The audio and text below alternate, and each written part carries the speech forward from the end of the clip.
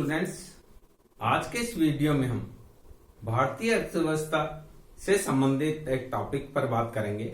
सामान्य रूप से विभिन्न जो भी प्रतियोगी परीक्षाएं होती है उसमें अर्थशास्त्र से संबंधित जो भी प्रश्न पूछे जाते हैं उनमें अधिकांश प्रश्न भारतीय अर्थव्यवस्था से रिलेटेड होते हैं, क्योंकि प्रतियोगी परीक्षा में सभी विषय के विद्यार्थी भाग लेते हैं। तो वहां पर जो अर्थशास्त्र का सिलेबस होता है उसमें अर्थशास्त्र की बहुत ज्यादा गहन बातों को नहीं शामिल करके सामान्य बातें जो भारतीय अर्थव्यवस्था से रिलेटेड होती है उसी को शामिल किया जाता है। हमारे कॉलेज शिक्षा विभाग राजस्थान सरकार जयपुर ने एक चैनल बनाया हुआ है ज्ञान सुधा द सक्सेस साथी, जिसमें प्रतियोगी परीक्षाओं की तैयारी बहुत अनुभवी प्राध्यापकों के द्वारा कराई जाती है।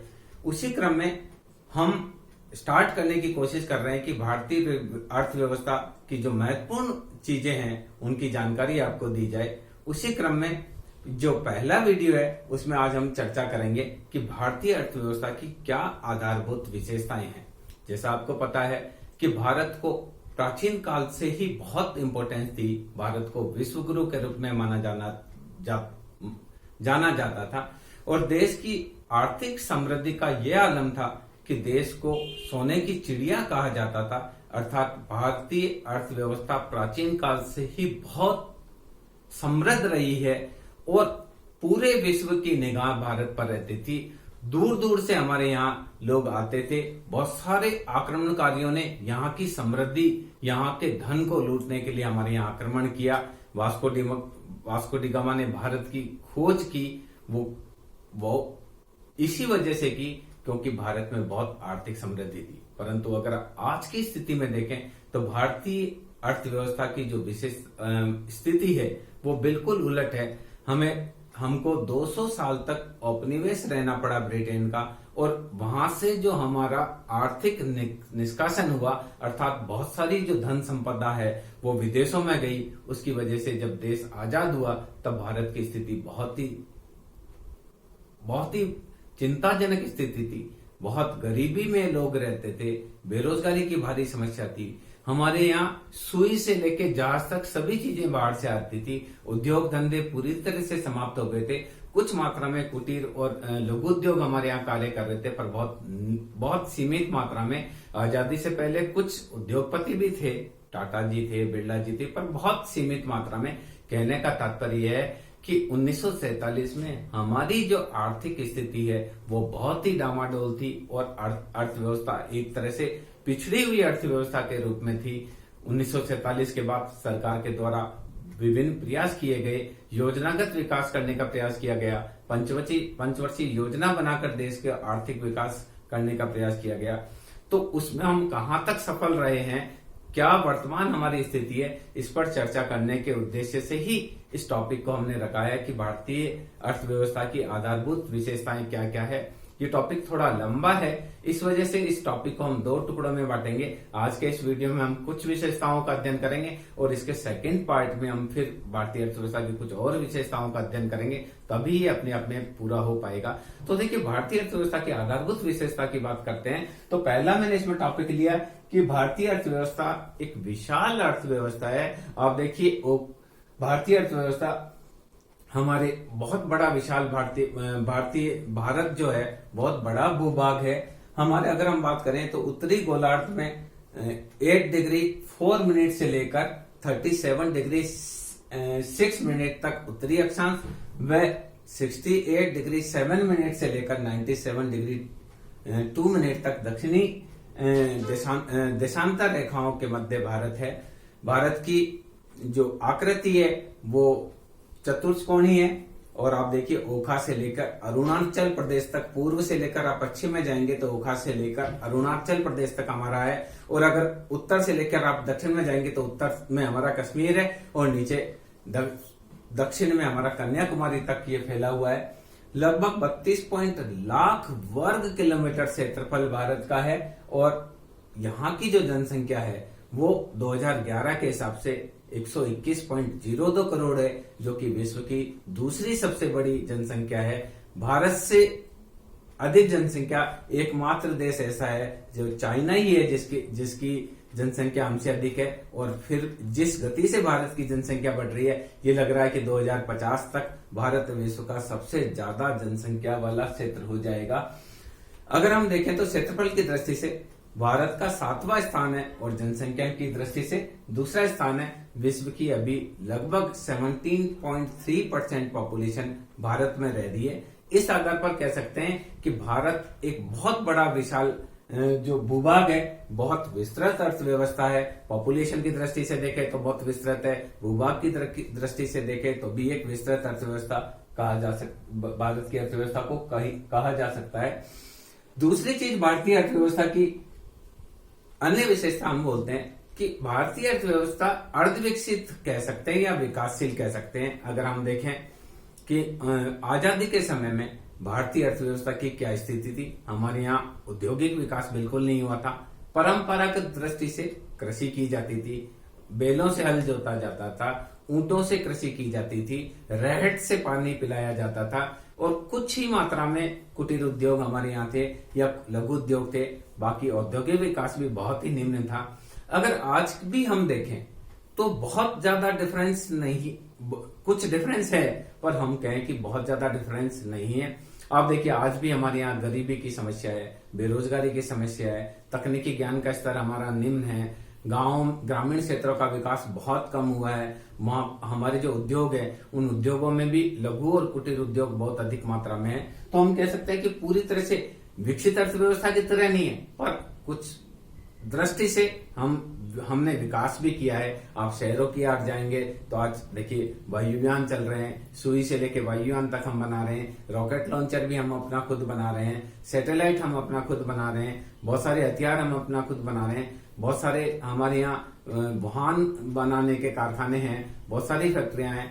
तो कहने का तात्पर्य है कि अर्थव्यवस्था पूरी तरह से विकसित जो राष्ट्र है उनके समकक्ष भी हमारी अर्थव्यवस्था नहीं है, तो पूरी तरह से अविकसित राष्ट्रों की तरह से भी नहीं है।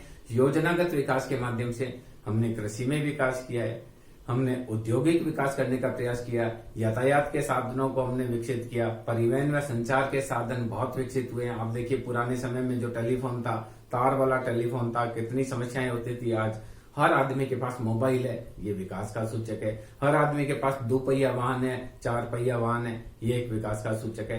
तो कहने का तात्पर्य है कि भारतीय अर्थव्यवस्था पूर्ण विकसित भी नहीं है तो पूर्ण अविकसित भी नहीं है। तो हम इस अर्थव्यवस्था को एक विकासशील अर्थव्यवस्था के रूप में कह सकते हैं या अर्धविकसित अर्थव्यवस्था के रूप में कह सकते हैं।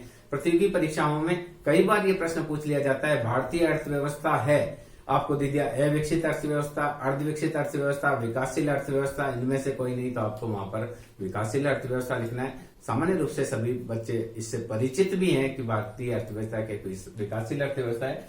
तीसरी चीज देखिए कि जो भारतीय अर्थव्यवस्था है उसमें कृषि की प्रधानता है। आप स्वतंत्रता के समय देखें तो हमारे यहाँ 90% लोग किसी न किसी रूप में ग्रामीण क्षेत्रों में रहते थे और वहां उनका किसी न किसी रूप में कृषि से उनका जुड़ाव था, रोजगार उनका कृषि ही था या कृषि से संबंधित कोई उद्योग में वह काम करते थे। अगर वर्तमान बात भी करें तो आज भी हमारे यहाँ रोजगार प्रदान करने का प्रमुख कार्य कृषि के द्वारा ही किया जा रहा है। आज भी 50 से 60% लोगों को लोग कृषि पर ही निर्भर है और ग्रामीण क्षेत्र की अर्थव्यवस्थाओं का तो मूल आधार ही कृषि है। लगभग राष्ट्रीय आय में आज 14% हिस्सा कृषि से प्राप्त होता है। अगर हम देखें 1951 के बजट की बात करें तो या 1961 की बजट की बात करें तो उस समय कृषि से लगभग राष्ट्रीय आय का हमको 50% तक भाग राष्ट्रीय आय से मिलता था, क्योंकि भारतीय अर्थव्यवस्था एक कृषि प्रधान अर्थव्यवस्था थी। धीरे धीरे हमने उद्योग विकसित किए, हमने सेवाओं पर ध्यान दिया, फिर भी वर्तमान में भी कृषि एक महत्वपूर्ण जो रोजगार का साधन है और अर्थव्यवस्था में एक बड़ा योगदान देता है। आप देखिए अभी कल्पना की जा रही है कि लगभग भारत की जनसंख्या अभी 2021 में जो डाटा होगा उसमें लगभग 137 करोड़ के आसपास होगी, क्योंकि जो जनसंख्या की वृद्धि दर है उस वृद्धि दर के हिसाब से जो प्रोजेक्शन होते हैं, इन पूरी पॉपुलेशन को खाद्यान्न प्रदान करने में कृषि हमारा योगदान दे रही है। आज खाद्यान्न की दृष्टि से हम आत्मनिर्भर है, तो हम कह सकते हैं कि भारतीय अर्थव्यवस्था जो है मूल रूप से कृषि प्रधान अर्थव्यवस्था है। रोजगार की दृष्टि से भी कृषि प्रधान अर्थव्यवस्था है, और खाद्यान्न की आत्मनिर्भरता को देखते हैं, इतनी बड़ी पॉपुलेशन को भी ये जो हमारी कृषि है वो खाद्यान्न उपलब्ध कराने में सफल हो रही है, तो हम कह सकते हैं। इसके अलावा देखिए, हमारी जो अर्थव्यवस्था की भारतीय अर्थव्यवस्था की चौथी विशेषता हम देख सकते हैं कि औद्योगिक पिछड़ापन है और असंतुलित विकास है। हमारे यहाँ औद्योगिक रूप से बहुत अधिक पिछड़ापन है। हमारे यहाँ जो भी उद्योग है उनमें उद्योग लगाने के लिए जो मशीनें मंगवाई जाती है, सामान्य उन मशीनों का उत्पादन देश में बहुत कम होता है। अधिकतर मशीनें विदेशों से मंगाई जाती है। इसके अलावा उद्योग जो है, उन उद्योगों में अधिकांश उद्योग हमारे उपभोक्ता उद्योग है, जैसे नमकीन बनाने का उद्योग है, ब्रेड बनाने का है, सूती वस्त्र बनाने का है, चीनी बनाने का है। ऐसे सारे उद्योग उपभोक्ता उद्योग कहलाते हैं, क्योंकि उनके द्वारा उत्पादित वस्तुओं का उपभोग कर लिया जाता है। तो भारतीय अर्थव्यवस्था में औद्योगिक रूप से पिछड़ी हुई अर्थव्यवस्था है। बहुत ज्यादा औद्योगिक विकास हमारा नहीं हुआ है। अभी भी सरकार बार बार हमारी औद्योगिक नीति को बदलकर प्रयास ये करती है कि ज्यादा से ज्यादा उद्योग लगाए जाए, क्योंकि जितने भी विकसित राष्ट्र हुए हैं उन्होंने जो विकसित राष्ट्र का जो दर्जा प्राप्त किया है वो औद्योगिक विकास की तर्ज पर किया है। जापान का बहुत तेजी से औद्योगिक विकास हुआ है। Germany, France, Australia, Denmark, Switzerland, Netherlands, इन सारे, अमेरिका, यूएसए, इन सभी राष्ट्रों का जो आर्थिक विकास हुआ है वो औद्योगिक विकास के चलते हुआ है। तो इस दृष्टि से हम देखें तो हमारे यहाँ औद्योगिक विकास की गति कम है। यही कारण है कि 1951 में भी हम विकासशील राष्ट्र थे और आज भी हम कहते हैं कि भारत एक विकासशील राष्ट्र है। भारत की देश की समस्या यह है कि बढ़ती हुई जनसंख्या के कारण हमारे द्वारा जितना भी कमाई की जाती है उसका एक बड़ा भाग उपभोग पर खर्च हो जाता है। इस वजह से हमारे पास बहुत कम सरप्लस बचता है बाजार के लिए। कहने का तात्पर्य, जैसे मान लीजिए हमारे यहाँ खेत बहुत छोटे हैं, किसानों के द्वारा जो उत्पादन किया जाता है उस उत्पादन का एक बड़ा भाग स्वयं के उपभोग के लिए रख दिया जाता है। तो मार्केटेबल, जो मार्केट में बेचने के लिए जो अनाज होता है वो बहुत कम बच पाता है। इसी प्रकार से औद्योगिक में हमारे यहाँ जितना भी औद्योगिक उत्पादन होता है उसका एक बड़ा भाग पॉपुलेशन ज्यादा होने की वजह से हमारे द्वारा ही उपभोग कर लिया जाता है। इसकी वजह से औद्योगिक उत्पादन का बहुत ज्यादा निर्यात हम नहीं कर पाते हैं। इसके अलावा औद्योगिक जो विकास है उसमें असंतुलन भी है। हमारे कुछ राज्य ऐसे हैं जिनका बहुत अधिक तेजी से औद्योगिक विकास हुआ है। महाराष्ट्र का तेजी से औद्योगिक विकास हुआ है, तमिलनाडु का, आंध्र प्रदेश का, केरल का, गुजरात का। कुछ राज्य ऐसे हैं जिनमें तेजी से औद्योगिक विकास हुआ है। बिहार का भी तेजी से औद्योगिक विकास हुआ है। पर कुछ राज्य ऐसे हैं जहां औद्योगिक विकास की गति बहुत धीमी है। नागालैंड है, सिक्किम है, मणिपुर है, राजस्थान है, मध्य प्रदेश है, उत्तराखंड है। ऐसे बहुत सारे देश में राज्य हैं जहां औद्योगिक विकास की दर बहुत कम है और ये बीमारू राज्यों की श्रेणी में शामिल होते हैं। कहने का तात्पर्य, हमारे यहाँ औद्योगिक विकास की दर भी कम है और साथ में क्षेत्रीय विभिन्नता भी है। आप महाराष्ट्र में देखेंगे तो बहुत अधिक तेजी से औद्योगिक विकास हुआ, गुजरात का तेजी से औद्योगिक विकास हुआ, हमारा आंध्र प्रदेश का तेजी से औद्योगिक विकास हुआ, तमिलनाडु है, केरल है। इन दक्षिणी राज्यों में औद्योगिक विकास की गति तीव्र रही है। पर अगर हम ऊपर उत्तरी राष्ट्रों की तरफ देखें तो कश्मीर का है, उड़ीसा का है, मेघालय, नागालैंड, मणिपुर, अरुणाचल प्रदेश, राजस्थान के बाद में आप हरियाणा को देखें, मध्य प्रदेश को देखें, छत्तीसगढ़ को देखें, तो हम कहेंगे कि इस एरिया में औद्योगिक विकास की दर थोड़ी कम रही है। इसके अलावा देखिए, हमारी जो जनसंख्या है वो एक बहुत बड़ा अवरोध का काम कर रही है हमारे आर्थिक विकास में। देश की जनसंख्या के लिए अलग से मैं आपको वीडियो बनाकर भी बताऊंगा कि जनसंख्या की क्या प्रॉब्लम है। पर यहाँ थोड़ी सी हम बात करना चाहेंगे कि विश्व में केवल 2.4% हम क्षेत्रफल रखते हैं, पर पॉपुलेशन हमारे यहाँ 17.3% पॉपुलेशन विश्व की है। दूसरी चीज, हमारे यहाँ जनसंख्या में ग्रोथ रेट भी बहुत ज्यादा है। आप विश्व के अन्य विकसित राष्ट्र में देखेंगे तो वहां जनसंख्या का ग्रोथ रेट रहता है 0.3% से 0.5%, मैक्सिमम से मैक्सिमम 1% रहता है।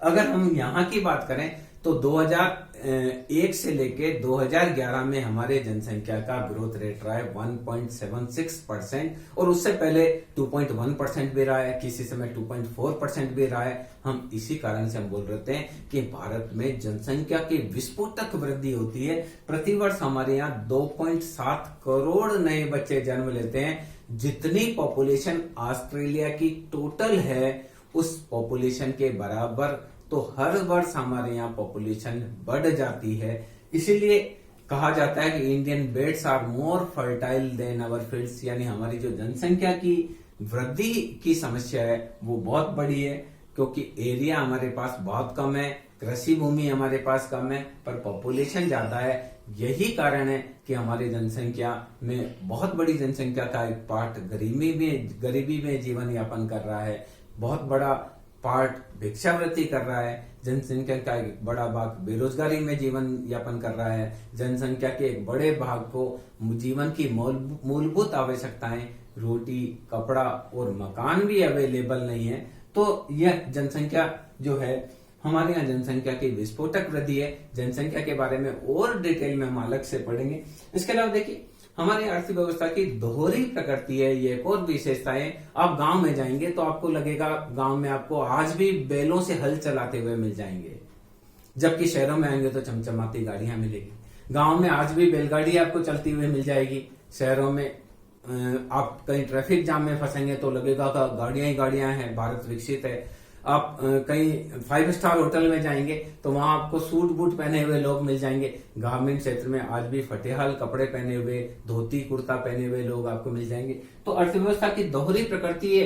एक तरफ तो ऐसा लगता है कि अर्थव्यवस्था बहुत विकसित है, आप चंडीगढ़ जाएंगे तो आपको लगेगा हम विकसित हो चुके हैं, बड़ी बड़ी वहां बिल्डिंगें हैं, बड़ी बड़ी सड़कें हैं, अधिकांश लोगों के पास बड़ी बड़ी गाड़ियां हैं। वहीं आप भारत के छोटे गांवों में जाएंगे तो वहां लगेगा लोगों को आज भी जीवन यापन पशुपालन पर है, डेयरी पर उनका जीवन है, कृषि पर उनका जीवन यापन कर रहे हैं, छोटे मोटे उद्योग कर रहे हैं, छोटा मोटा दुकान खोलकर वो जीवन यापन कर रहे हैं, भेड़ पालकर जीवन यापन कर रहे हैं, मुर्गी पालकर, मधुमक्खी पालकर वो जीवन यापन कर रहे हैं, या थोड़ी थोड़ी क्यारियों में सब्जियां बोकर वो कैसे अपना पेट भर रहे हैं। जनसंख्या का बहुत बड़ा भाग गरीब है, लाचार है, बहुत सारे विकलांग लोग हैं जिनके पास जीविका उपार्जन का कोई साधन नहीं है।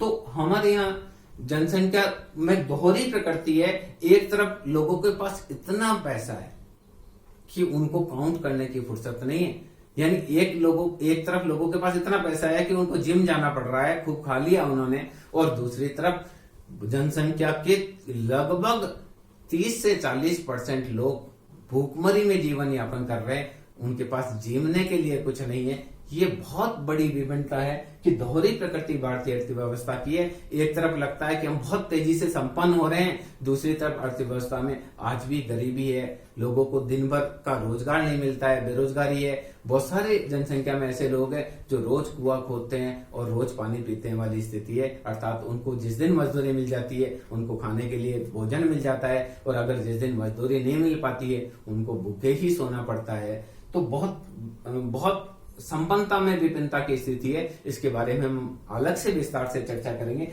इसके अलावा देखिए हमारे यहाँ आधुनिक तकनीकी ज्ञान की बहुत कमी है। आज भी हम परंपरागत जो तकनीकी ज्ञान है उस पर बहुत सारी तकनीकी, आप देखिए कि हमारे यहाँ आज भी खेतों में जाएंगे तो बैलों से ऊंटों से हल चलाते हुए लोग मिल जाएंगे।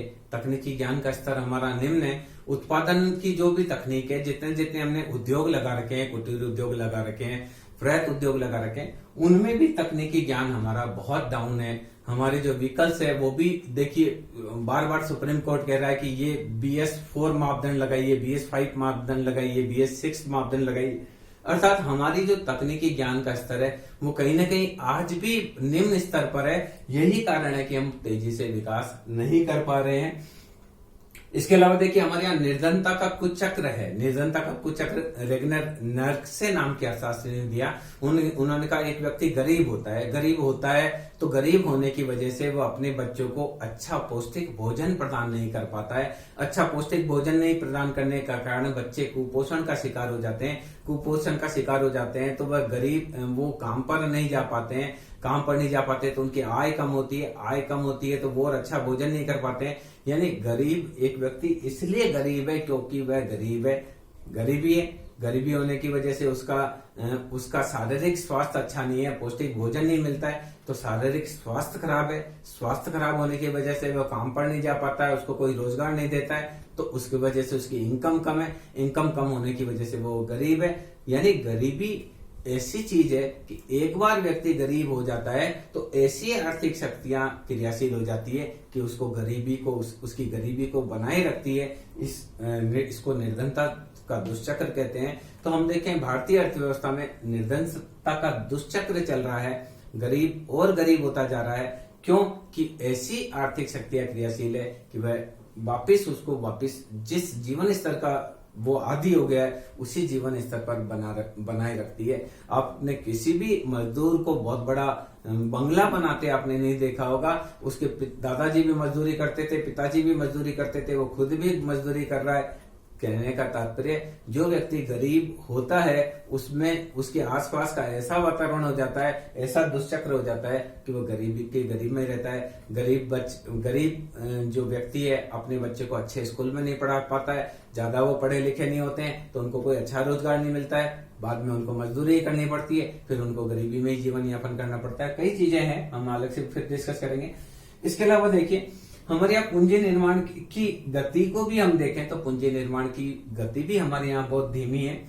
विकसित राष्ट्रों में जितना लोग कमाते हैं उसका 50 से 60% तक वो बचा लेते हैं और वो पूंजी निर्माण में कन्वर्ट होता है। हमारे यहाँ पॉपुलेशन ज्यादा है, व्यक्ति जितना कमाता है उसका 70 से 80% तो उपभोग आवश्यकताओं में खर्च हो जाता है। जनसंख्या का जो 40% लोग हैं उनके पास तो कोई बचत ही नहीं है, जितना वो कमाते हैं वही वो कम पड़ता है। अच्छे जीवन यापन की तो बात ही बहुत दूर की है। और बाकी जो लोग ज्यादा कमाते हैं उनकी भी बचत दर कम है, क्योंकि हमारे यहाँ लोगों की इनकम कम है। इनकम कम होने के साथ उनके खर्चे बहुत ज्यादा हैं, तो हमारे यहाँ पूंजी निर्माण की धीमी गति है। पूंजी निर्माण की गति धीमी होने की वजह से विनियोग की दर कम होती है, विनियोग की दर कम होने से उत्पादन की दर कम होती है, उत्पादन कम होता है तो लोगों को रोजगार कम मिलता है, रोजगार कम मिलता है तो लोगों की आय कम होती है, बेरोजगारी की समस्या होती है, अर्थव्यवस्था प्रगतिशील मार्ग पर नहीं बढ़ पाती है। तो हम ये कह सकते हैं कि भारतीय अर्थव्यवस्था की एक और प्रॉब्लम है कि हमारे यहाँ पूंजी निर्माण की गति धीमी है। हालांकि 1951 से देखें तो 2020 या 21 तक की बात करें तो हमारे यहाँ पूंजी निर्माण की गति जो 5% थी 8% हुई, 10% हुई। वर्तमान में पूंजी निर्माण की गति हमारी बढ़ी है, लगभग 30 से 40% के बीच में हमारी पूंजी निर्माण की गति बढ़ी है। ये एक सुखद संकेत है जो कि हमें ये बताते हैं कि आने वाले समय में भारत शीघ्र प्रगति कर सकता है। इसके अलावा देखिए राष्ट्रीय आय और प्रति व्यक्ति आय का बहुत निम्न स्तर है। हमारे यहाँ जो राष्ट्रीय प्रति व्यक्ति आय की बात करें तो विश्व के बहुत राष्ट्रों की तुलना में हमारी जो प्रति व्यक्ति आय वो बहुत ही कम है। हमारे यहाँ आज भी 11,254 रुपए प्रति वर्ष प्रति व्यक्ति आय है, जबकि अमेरिका के लोगों की प्रति व्यक्ति आय 5 लाख से ऊपर है। आप Britain, Switzerland, Germany, France, Denmark, Australia, New Zealand, USSR, Soviet रूस, चाइना, इन सबको देखें तो वहां पर लोगों की प्रति व्यक्ति आय अधिक है। प्रति व्यक्ति आय अधिक होने की वजह से वो अच्छा जीवन यापन करते हैं, उनके पास अच्छी गाड़ी भी होती है, अच्छा बंगला भी होता है, पौष्टिक भोजन भी उनको मिल पाता है, अन्य तमाम सुख सुविधाएं उनके पास होती है। पर हमारे यहाँ प्रति व्यक्ति आय का बहुत निम्न स्तर है। जनसंख्या का करीब 40% हिस्सा आज भी बेहद गरीबी में जीवन यापन कर रहा है और उनको सुबह का भोजन मिल रहा है तो शाम के भोजन का भी पता नहीं है। तो बहुत गरीबी है, प्रति व्यक्ति आय का बहुत निम्न स्तर है। और अगर विश्व के अन्य राष्ट्रों की तुलना में करें तो 100 से भी ज्यादा राष्ट्र ऐसे हैं जो प्रति व्यक्ति आय की तुलना में आय में हमारे से बहुत अधिक आगे हैं। इसी प्रकार से अगर हम राष्ट्रीय आय की बात करें तो राष्ट्रीय आय भी हमारी जितनी पॉपुलेशन है, जितना एरिया है, जितने खनिज संसाधन है, जितने प्राकृतिक संसाधन हमारे पास अवेलेबल है, उनकी तुलना में हमारी प्रति व्यक्ति आय और राष्ट्रीय आय का स्तर भी बहुत निम्न है। यही कारण है कि देश को आज भी विकासशील राष्ट्र के रूप में ही माना जाता है। हमसे भी बहुत नीचे देश है, कंबोडिया है, सोमालिया है, पाकिस्तान है, श्रीलंका है, बांग्लादेश है, भूटान है, ऐसे बहुत सारे राष्ट्र हैं जो हमसे भी नीचे हैं। पर अगर हम देखें तो हमको जो कहा जाता था कि भारत आर्थिक समृद्धि में सोने की चिड़िया था, उसको देखते हुए हम देखते हैं तो प्रति व्यक्ति आय का स्तर भी बहुत निम्न है और राष्ट्रीय आय का स्तर भी बहुत निम्न है। इसके अलावा देखिए, हमारे यहाँ देश में व्यापक बेरोजगारी भी एक बहुत बड़ी अर्थव्यवस्था की विशेषता है। हमारे यहाँ शिक्षित बेरोजगारी का स्तर बहुत ज्यादा है और बेरोजगारी देखें तो 137 करोड़ अगर हम माने कि पॉपुलेशन है, उसमें लगभग 37 करोड़ बेरोजगारी है। और बेरोजगारी हम किसको गिनते हैं? 0 से 14 साल वाले बच्चे को हम बेरोजगार नहीं मानते। 60 साल से ऊपर वालों की पॉपुलेशन को हम रोजगार की संभावना वाला भी नहीं मानते। बाकी जो हमारी पॉपुलेशन है, जो 18 वर्ष से लगभग 60 साल तक की जो पॉपुलेशन है, उनको हम ये मानते हैं कि ये कार्यशील जनसंख्या है। उन कार्यशील जनसंख्या में से भी आप देखिए कि बहुत बड़ा भाग बेरोजगार है। कई प्रकार की बेरोजगारी, हमारे यहाँ शिक्षित बेरोजगारी है, छिपी हुई बेरोजगारी है, अर्ध बेरोजगारी है, घर्षणात्मक बेरोजगारी है। जब हम बेरोजगारी का अलग से अध्ययन करेंगे तो उसके बारे में समझेंगे। तो ये कहने का तात्पर्य है कि हमारी अर्थव्यवस्था की एक अन्य विशेषता ये है कि हमारे यहाँ बेरोजगारी का स्तर बहुत ही अधिक है और पूरी की पूरी अर्थव्यवस्था हमारी मानसून पर डिपेंड करती है। क्योंकि भारत की जितनी कृषि है उसका आज भी केवल 33% भाग ही ऐसा है जिसको हम सिंचाई कर सकते हैं। बाकी जो पूरी की पूरी कृषि है वो मानसून पर है। पूरी अर्थव्यवस्था कृषि पर डिपेंड है, कृषि मानसून पर निर्भर है। तो कहने का तात्पर्य है कि हमारी जो अर्थव्यवस्था है मानसून का जुआ है। जब कभी हमारे यहाँ मानसून अच्छा रहता है, जब रिक्वायरमेंट होती है तभी बारिश आ जाती है, तो उस समय देश में किसान की जेब में पैसा होता है, वो मार्केट में खर्च करता है, तो मार्केट में लोगों के जेब में पैसा होता है। किसान के यहाँ उत्पादन ज्यादा होता है तो उसको कच्चे माल के रूप में प्रयोग करके औद्योगिक उत्पादन बढ़ता है, औद्योगिक उत्पादन बढ़ता है तो सरकार को टैक्स के रूप में आय प्राप्त होती है। कहने का तात्पर्य यह है कि कहीं ना कहीं पूरी अर्थव्यवस्था कृषि पर डिपेंड करती है और कृषि मानसून पर निर्भर करता है। तो पूरी की पूरी भारतीय अर्थव्यवस्था मानसून का जुआ है। जब कभी मानसून अच्छा होता है तो अर्थव्यवस्था में चारों ओर समृद्धि का काल होता है। लोगों को रोजगार भी मिलता है, लोगों की इनकम भी बढ़ती है, उत्पादन भी बढ़ता है, लोगों की खाने पीने की वस्तुएं भी अवेलेबल होती है। पर जब मानसून कमजोर होता है तो सारी की सारी चीजें डाउन हो जाती है। इसके अलावा एक और विशेषता की मैं चर्चा करना चाहूंगा, बाकी विशेषताओं की चर्चा हम सेकेंड वीडियो में करेंगे। भारतीय जो समाज है आज भी रूढ़िवादी समाज है। आज भी आप गांव में जाएंगे तो वहां डॉक्टर के पास नहीं जाएंगे, वो भोपे के पास इलाज कराएंगे।